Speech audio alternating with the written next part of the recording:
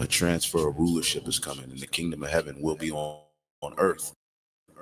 Righteousness will be spread throughout the whole four corners of the earth. Wickedness will be put down.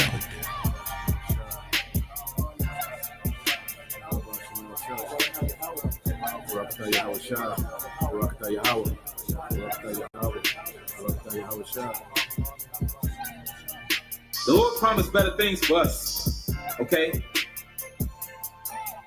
Because the Lord, Yahweh Bashem Yahushua, has a favorite people.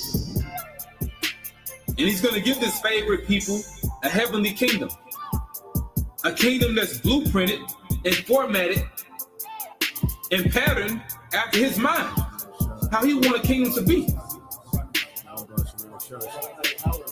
Consider the lilies, how they grow. They toil not, they spin not. And yet I say unto you that Solomon in all his glory was not arrayed like one of these. If then God so clothed the grass, which is today in the field and tomorrow is cast into the oven, how much more will he clothe you, O ye of little faith? And seek not ye what ye shall eat or what ye shall drink, neither be ye of doubtful mind. For all these things do the nations of the world seek after, and your Father knoweth that ye have need of these things. But rather seek ye the kingdom of God, and all these things shall be added unto you. Fear not, little flock, for it is your Father's good pleasure to give you the kingdom. Sell that ye have, and give alms. Provide yourselves bags which wax not old, a treasure in the heavens that faileth not, where no thief approacheth, neither moth corrupteth. For where your treasure is, there will your heart be also.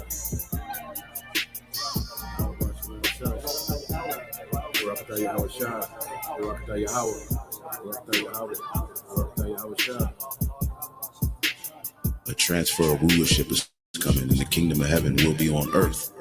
Righteousness will be spread throughout the whole four corners of the earth. Wickedness will be put down.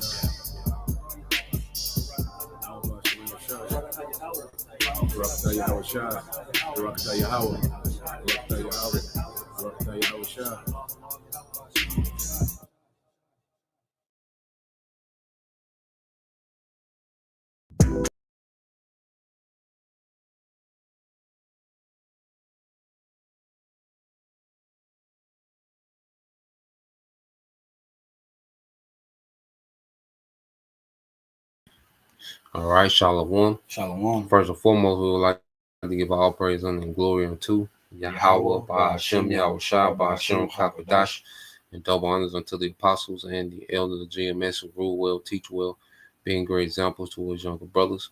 And peace and blessing and salutation to the hopeful elect out there pushing his word and truth and in sincerity across the four winds in the name of Yahweh, Ba'ashem, Yahushua. Pushing to get up out of here. Shalom to the hopeful elect, the believers, the listeners who may have came back to the obedience of the scriptures through faith in Yahweh Ba'ashem Yahushua. All right, and what we're going to get into today, this morning, is dealing with Philippians chapter 4. You know, the peace of the Lord Yahweh Ba'ashem Yahushua. Okay, now when you go into this chapter, you know, which we know Paul, you know, had a very close relationship, all right, with the church of Philippi. Okay, which was a Greek city-state, you know, named after Philip, all right, the Macedonian, the father of Alexander. Okay, and there was Israelites there, and there was a church that believed, you know, and they was real active, you know, when it came to helping out Paul in his ministry, you know, and they were known for their faith, you know, their financial support, you know, and their maturity in the spirit. Okay. So the Apostle Paul writing this letter, you know, he's writing it, you know, to them, you know, as close, you know, friends, okay, and fellow yokemen in the faith, okay. So let's go here. You start at verse 1. Kind of Philippians, chapter 4, starting at verse 1. Therefore, my brothers and sisters, stay true in the Lord Yahweh Ba'ashem Yahushua. I love you and long to see you, dear friends, for you are my joy and the crown I receive from my work. Yeah, because he said you are my joy and my crown that he received from his work, you know, because the true joy, you know, the men, the sincere men that the Lord has set up, you know, to see you brothers, all right, and you know, a few sisters that sincerely believe, in a good state, in a good mindset, understanding what you're a part of. There's worth more than money, for the believers to understand what they're a part of and have a single mindedness towards Yahweh Bashim Al Shai. Okay. You know what it is. You see, understanding, what's at stake. Okay. Having the mindset to, be ready to lose, even to die, for Yahweh Shai if need be, making this, our everything. So our crown, okay, is the edification of the church, which is far better than money because we know this leading to eternal rewards. Okay. Yes, bro. Because it said, you are the crown I received for my work. So Paul knew the mission. He knew the importance. He knew that it wasn't them specifically, but it was the work he was doing. It was the ministry, and they were part of his ministry. But he understood the way he was saying, "You are the crown I received for my work." From saying, I know I probably paraphrased it wrong, but that's what he was getting into. He knew that through doing the ministry and do sacrificing for you, how about Shemal Shai, he had faith in that crown. To show you they had faith in that crown even back then in these times. Mm-hmm. And he was using it, as symbolic, symbolic crown. Mm-hmm. The growth of the church, was his symbolic crown for the ministry. What you had? You got it, bro. God. Verse 2, it says, "And now I appeal to Edura Yep. and Sintichi, please, because you belong to the Lord Yahweh Shemal Shai, settle your disagreement." Yeah, so I guess it was two women in the church, I guess they had fell out by some. So Apostle Paul is like, look, whatever it is, squash that shit. You got it, bro. "And I ask you, my true partner, to help these two women, for they worked hard with me in telling others the good news. So here. They worked along with Clement and the rest of my co-workers whose names are written in the book of life." Yep. So, these sisters were in the faith. Okay. And you go to go to Clement real quick. All right. And this isn't a green light, for women, to go out and teach. Okay. Because they wasn't, full-fledged teaching. All right. But so you go to this word Clement in the Greek.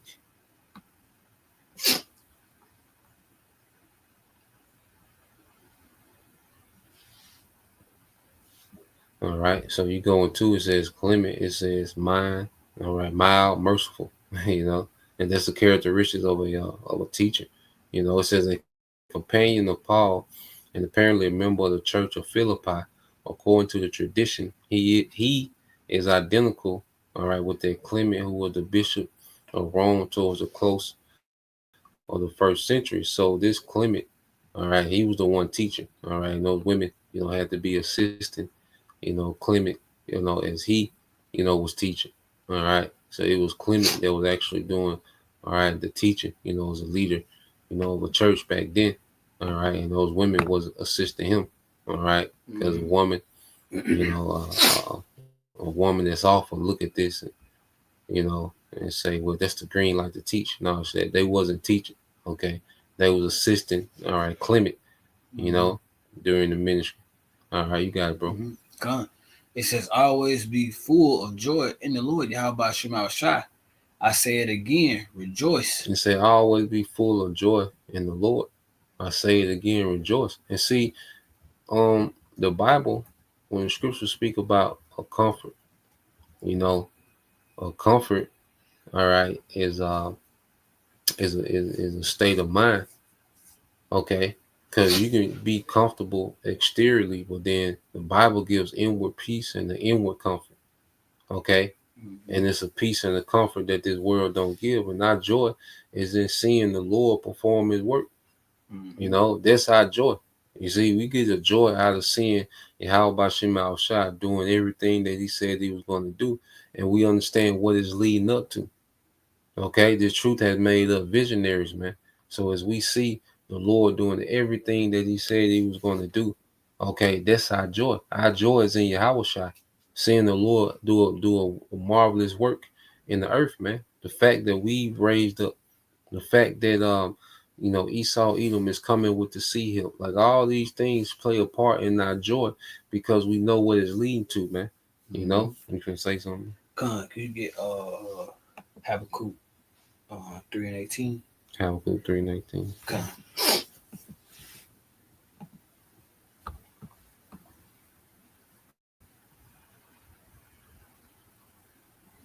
You believe in NLT. It's Habakkuk chapter 3 and verse 18. It says, "Yet I will rejoice in the Lord. Yahweh Shema Shai. I will be joyful in the Most High in the power of all my salvation." Mm-hmm. So the word salvation, they say it could be, we know what salvation is, but like you said, I rejoice in Yahweh Shai. I rejoice in seeing, like, we getting closer and closer. Like, the Lord is actually doing everything. Like, he's always done it, but he's doing everything he's telling us that's going to happen. And it's playing out mirrorly exactly to how he says it's going to play out. It's leading to the salvation. Mm-hmm. Everything is leading, because what is salvation? It's deliverance from harm. Mm-hmm. You know? So everything that we're seeing is leading to that great salvation, because the main thing is we got to get out of here, man. You know? Mm-hmm. And then Paul's going to go into go deeper into the letter, you know, and this is our focus. Okay? Everything else that we do outside that doesn't pertain to salvation is just something to maintain our situation until salvation, man. You see, we're beginning to be having that single eye, you know, what the scriptures say, towards salvation, man. Mm-hmm. And like I say, and that's the only joy we have, man. Okay, the Saints, winning the Super Bowl. Okay, that's not our joy. Mm-hmm. Okay, your favorite player, winning MVP. You see, your cousin finally opened up, that nightclub he been talking about. Well, those things are not our joy. Mm-hmm. Okay, our joy, all right, the thing that gives us that inward joy comes with things pertaining to salvation, man. Mm-hmm. I got something for you. You got it, bro. I looked up the salvation here in the Hebrew. Page 3468. Yeshua. Yeshua. Yeshua. Second entry. Let me see the word. Yeshua. Yeshua. Yeshua. Yeah, Yeshua. Yeshua. Yeah. Okay. It's just to back you up what you were saying. I'm gonna read the outline and then I'm gonna read the lexicon. It says deliverance, salvation, rescue, safety, welfare, prosperity, salvation, or victory. When you drop down to the lexicon, it says salvation, primarily physical rescue by the Most High. Yep. And we know that's gonna be through Yahweh Shai. Yahweh Shai, Yahweh is gonna give Yahweh Shai the okay, to go ahead and crack them clouds and come through. So that this backing up brother when he was going into that salvation, like I said, primarily a physical rescue by Yahweh by Shem Shai. Mm-hmm. Brother, you can't just think you're gonna get you a dual citizenship. Mm-hmm. That ain't by Yahweh by Shem Shai. So our only salvation, our only rescue, and then going back to this rejoice, is in Yahweh by Shem Shai. Come on, bro. You saw verse 5. Verse 5. Let everyone see that you are considerate in all you do. Remember, the Lord Yahweh Shema Shai is coming soon. Go ahead. Don't worry about anything. Instead, pray about everything. Tell the Most High what you need and thank Him for all He has done. Yeah, and this is a heavy precept, to think upon, in times of, doubt, distress, because it says don't worry about anything, which means don't be anxious of anything, because the scriptures, is big about us, not, worrying. Okay. Now, of course, we'll be proactive, handle our situations, but there's things that's above us that, look, we can't worry about, man. The spirit of Yahweh is not the spirit of worry, and the Lord puts us in a situation that pushes us to pray. You know, a lot of situations that the Lord will put us in, all right, will be the sake for us to come to Him in prayer so He can show that He is in that situation. You know, so when we're in situations, as the scriptures say, don't worry about anything. Well, there's nothing that can't be fixed, you know, with prayer and faith. Okay? Because we're coming into a time in Jacob's trouble where that's all we're going to have. You know, we're not going to have, you know, the phones, not going to have Bibles on us, man. We're going to have, you know, prayer and faith in us, man. Mm-hmm. Okay? And we're going to be in a situation to where, hey, we can't panic. All right? A lot of people getting ready to take the C-hip and bend the knee based off panicking. Mm-hmm. Okay? Worrying. You see? But nah, man, we can't worry, man. So the Lord puts us in these situations now, you know, these frantic situations for us to act calmly in these situations. Mm-hmm. Okay? And trust in Him. Gone. So, Yeah. and me, I get them this. Like the scripture says, you know, you're supposed to pray without ceasing. Mm-hmm. And I look at it like a spiritual muscle. You know, if look at you know the greats, Michael Jordan, Kobe Bryant. You even look at today, Stephen Curry, whatever the fucking name is. You know, like it's muscle memory for him to be able to shoot a basketball and then to go to the other end and have that confidence that he know. Mm-hmm. You know, but when he first started shooting, I'm damn sure he wasn't doing that. No. You know, and to bring it really back in the spirit, like that prayer is when you first start praying, it's gonna like you gotta build that confidence up in prayer. Like you gotta pray, then you know the Lord gonna move and the Lord gonna try your faith when you start getting into things. You're gonna keep trying. Mm-hmm. And as you continue to pray more and more, you begin to the confidence begin to grow. You begin to see the Lord work real time. You've seen the Lord work real time. Mm-hmm. The point is, if you just start praying in the time of trouble, you ain't went through having patience. The Lord is a man of patience. You ain't went through just sitting there waiting on the Lord. You didn't do all of that during the time of the grace period. So now you gotta try to do all that in the time and try to learn all these things you're supposed to do in practice, if that makes sense. Mm-hmm. So now you're in the game, you out there bad. Yeah, you gonna be out there. You gonna go for you gonna go for what you know. Mm-hmm. And it's trusting in this system. You know, and then you go to the latter end of the precept. It says, "Tell the Most High what you need and thank Him for all He has done." So that's an appreciative spirit, you know, and it's something that I try to tap into more and more. You know, that spirit of appreciation. You know, because it's easy to it's called a negative bias. You know, to where the mind, you know, will shift most of its attention, you know, to being to negative things, you know, negative events, you know, negative, you know, accounts. Okay. But then it'll forget about the good. So we have to have a mindset to be appreciative of all the goodness that the Lord has done, you know, and not to harp on, you know, negative things, you know, having this, just an appreciative mindset, you know, towards Yahweh Shem Al Shah, man, because we're in a good state, man. We're in a good case.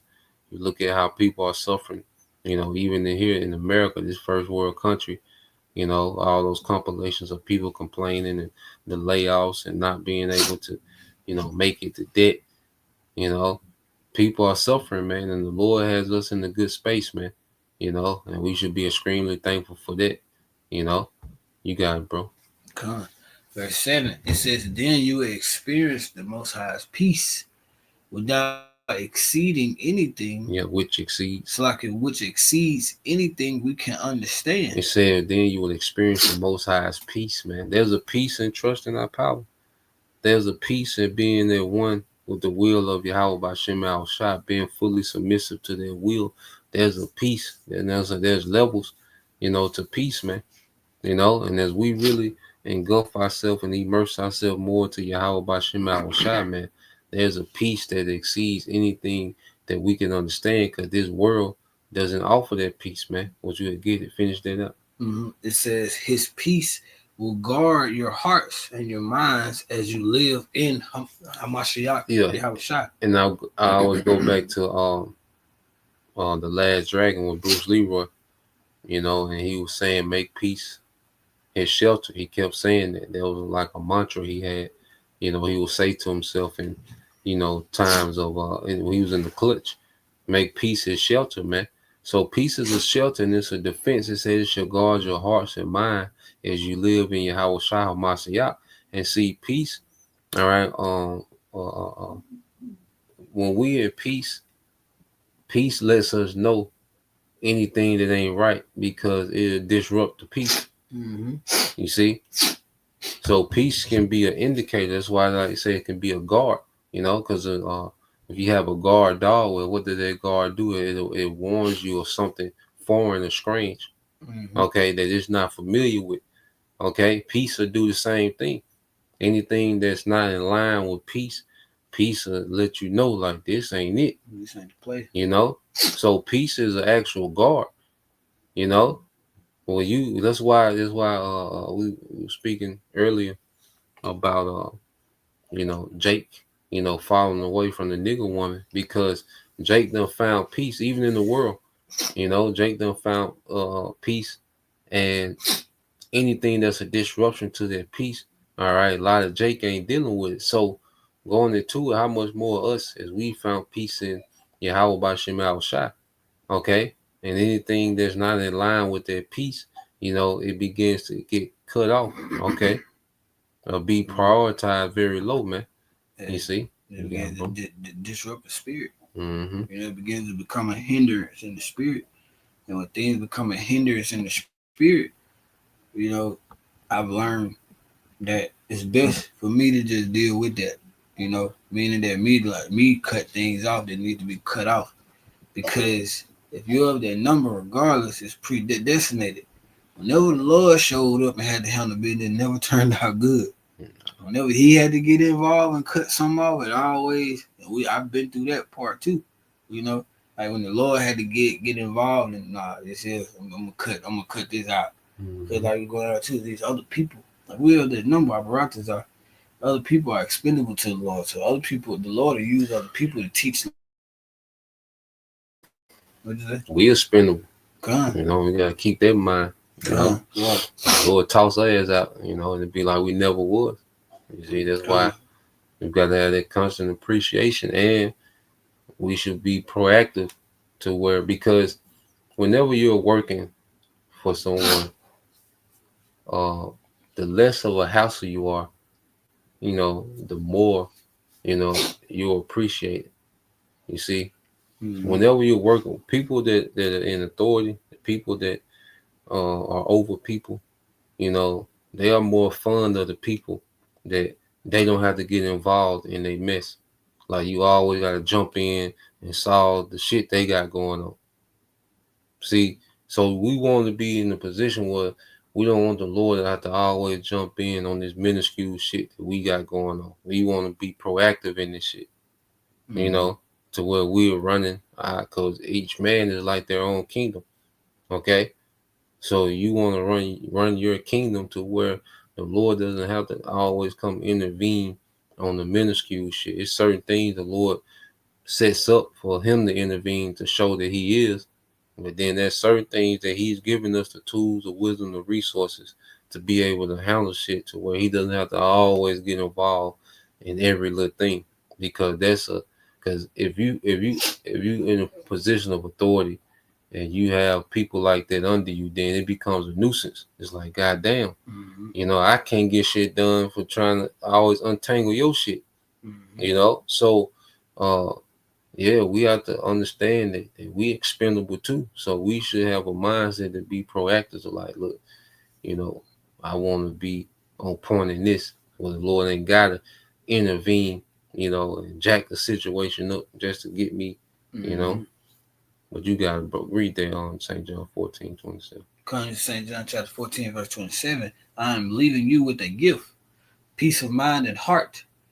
And the peace I'll give is a gift, and the world cannot give. So don't be troubled or afraid. Yeah, so Yahweh Shai left us a gift for the peace of mind and heart, and that's belief in the kingdom, man, a rulership, a forever rulership. Okay, that's peace. That's why I said we're not tripping on the right now. We got forever to do everything. So we're not tripping on the right now. Okay? The right now doesn't even matter compared to what we got coming. So we got a peace of mind. You know, we're not tripping on money opportunities that we miss. Okay? We're not tripping on events that we, have missed out on and don't go to in this world. We're not tripping on, this woman we could have had or that woman, wish we had time for that. No, we're not tripping on that because we got everything coming and we got forever to do everything, and that's a peace of mind. We good. Come Let's go back to Philippians.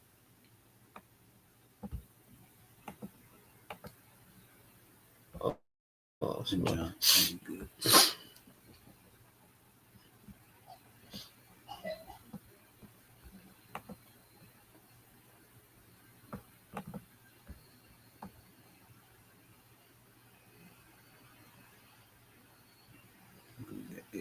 Mm-hmm. Come. Verse 8, it says, and now, dear brothers and sisters, one final thing. Fix your thoughts on what is true and honorable and right and pure and lovely and admirable.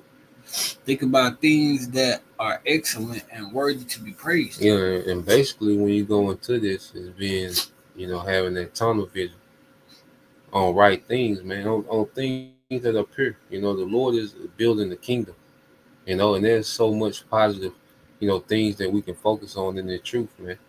Okay, we'll address, particular things in the world. We'll address things about, that's going into other camps. But nah, man, we should have a tunnel vision, a single eye, and the truth, man. And I pulled up, because when you go into tunnel vision, it'll it'll go into it, but it speaks about it in a negative way. But then I just looked up the benefits of tunnel vision. Now it says in a general sense, um, hold on. So when you go here to the benefits of tunnel vision, it says in a general sense, tunnel vision carries a negative connotation, suggesting a lack of broader awareness or rigid adherence to single perspective. However, when strategically employed as a tool for focused attention, it can offer benefits in specific situations. Potential benefits of focused tunnel vision, strategic focus. By directing your mental resources towards a single task or goal, you can work more efficiently and produce higher quality results. So that hyper focus, when you're hyper focused on something, it shows in the results. Whenever you're hyper focused on anything, it's going to show in the results on what you're hyper focused on. Okay, so Apostle Paul was like, look, think of on these things, man. And pretty much block out the rest. That's why in the truth, man, it's about blocking out, things that don't matter and focusing on the things that do. And this improves what productivity, makes us more efficient in this thing, man, because we're not wasting energy. We're not spread all over the place doing this and doing that, got that going on. No, we're focused on this. Okay. So this called strategic, focus. All right. And if you're a king, you have to be strategic. Okay. What's a king without strategies, man? It says enhanced clarity. Filtering out distractions allows you to clearly identify your goals and steps needed to achieve them. Okay. So it says filtering out distraction, because when you're strategizing and planning, you need to be focused on the strategy and the plan itself. All right. Things that have nothing to do with the strategy or plan, it just excess, So the truth teaches us to filter out the excess, man. Filter out distractions, you know. Even in the book of Luke, you know, overcharged with what's fighting, okay, drunkenness, the cares of this world, okay. It says reduce stress and overwhelm. Focusing on one task at a time can help manage a chaotic workload and reduce the feeling of being overwhelmed. So when you're having that tunnel vision, okay, and you're focused on, you have a lot, you might have a lot going on. Well, all you need to focus on is what's in front of you. Okay, focusing on what's right in front of you and what's needed to get to the next step. You know, trying to do 20 things, okay, at one time, all right, can create overwhelm. But trying to do one thing right to get to the next phase, then you begin to break down those 20 things into something that's doable, you know? And it says increase mastery and skill development. Okay, increase mastery and skill development.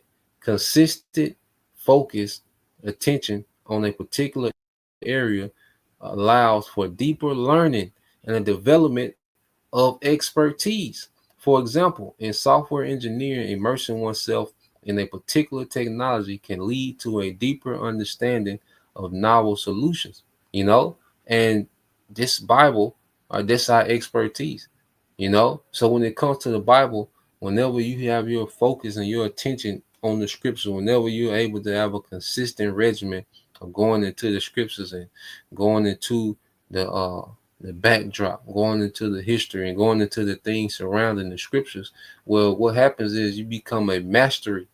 Okay, you increase in your mastery and skill development. Okay, to you're able to teach. Okay, at a different because you have given yourself fully unto these things, man. Okay, so this is going into being tunnel vision. See, when you're tunnel vision, it takes sacrifice, man. Okay, because everybody not gonna understand. It says achieving goals and deadlines. It says a single minded focus on the goal can help you stay on track and meet deadlines without getting sidetracked. You see? So there's benefits to having a strategic focus or what they call a strategic, tunnel vision. There's scriptures, all right, to back that up. So let's go here. Uh you had something to say, bro? All right. So when you go here to the book, I think that's First Timothy chapter 4. Um,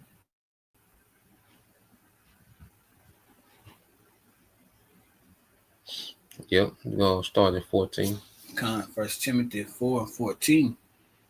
Do not neglect the spiritual gift you received through the prophecy spoken over you when the elders of the church laid their hands on you. Yep. So we, been given a gift, through hearing His word. Which this word that we have today has trickled down from the apostles and elders, which they received from their elders, and they didn't have to physically lay hands on every brother, all right, but in the spirit, through their teachings, they've laid hands on the church, okay, and then we have this gift, through Yahweh Shema Shai. Go ahead. Mm-hmm. It says, give your complete attention to these matters. Oh, give your complete attention to these matters. That sounds like tunnel vision. That strategic focus. All right, read the rest of it. Throw yourself into your task so that everyone will see your progress. Oh, throw yourself into your task so everyone will see your progress, man. Okay, because if you're hyper focused on anything, your people are going to see your progress, man. Whether it's losing weight, working out, learning the Bible, okay, learning a new skill, learning a new language, whatever it is, if you throw yourself into it, everyone gonna see the progress. Okay, so we're commanded to throw ourselves into this, to immerse ourselves in this book, man, to immerse ourselves in Yahweh Bashem Al Shai. Give our complete attention to these matters. You read verse 16. It says, keep a close watch on how you live and on your teaching.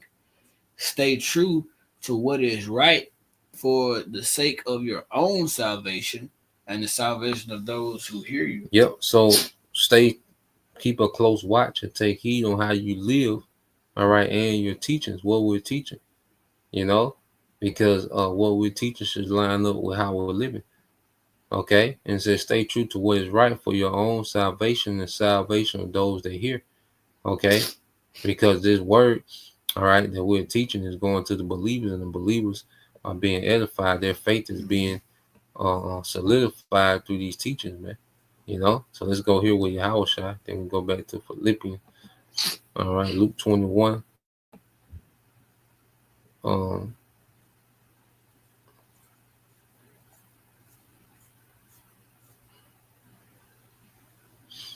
All right. Yeah, you read that. Luke 21:34. It says, "Watch out! Don't let your hearts be Dog. dulled by Carousing. carousing and drunkenness, Mm-hmm. and by the worries of this life.